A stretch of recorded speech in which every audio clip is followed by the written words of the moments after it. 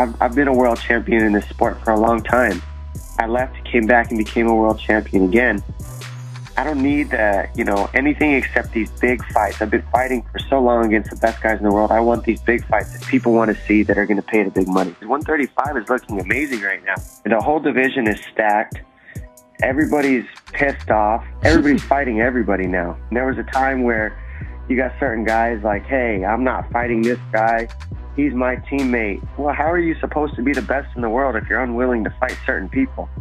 But right now we got Dillashaw fighting Austin Sal. We got Caraway beating Sterling. McDonald fighting Lineker. And, Cody's the number 7 guy, and he just beat the number 10 guy. So, that being said, division's more stacked than it's ever been. The question is, which one of these guys sells out an arena? Which one of these guys does everybody want to see fight? Are they chomping at the bit to see any of these guys get in the ring and fight? Will they fill up a stadium to come watch any of those gentlemen fight?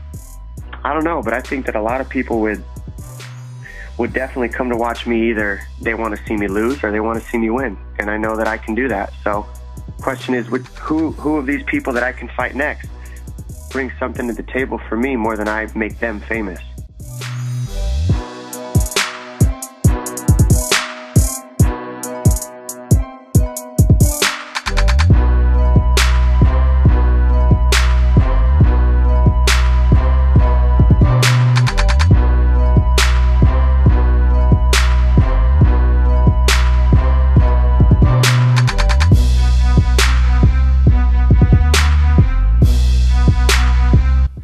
If they came back to you with some ideas, what are some ideas of maybe let's say you pull a Dan Henderson. So we had Dan Henderson on the show, and or maybe you've seen it out in the headlines.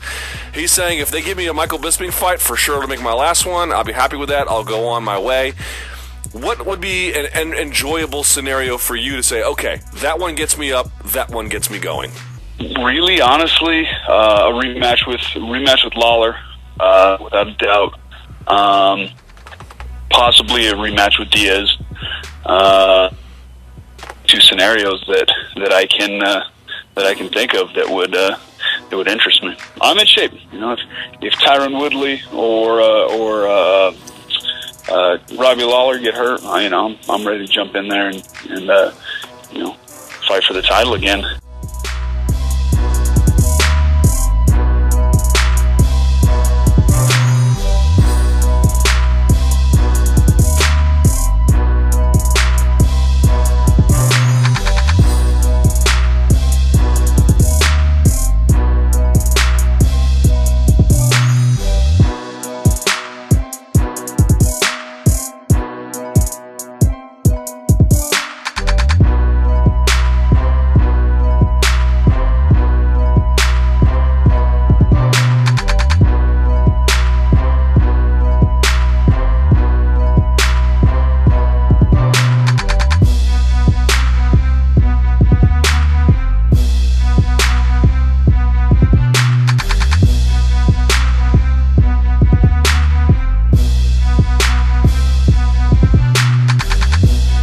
This is the biggest event in UFC history. I mean, anytime you get to the ones like UFC 100, UFC 200, they're big events. But not only is it a big event in number, it's a big event because you got the most important fight that UFC can put on.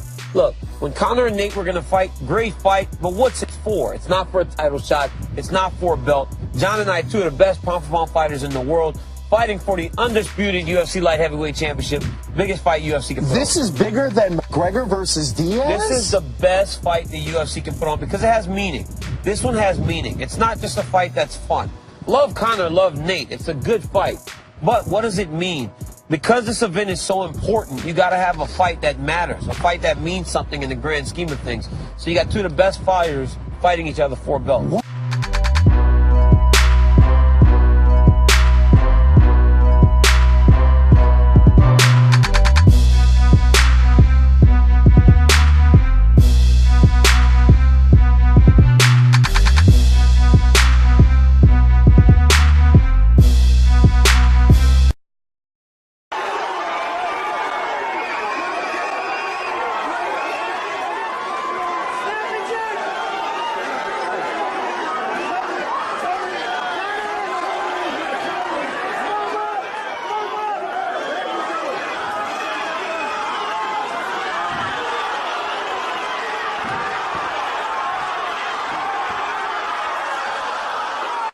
Come on, let's go, Denise. Let's go. Get this shit. Get pressed up.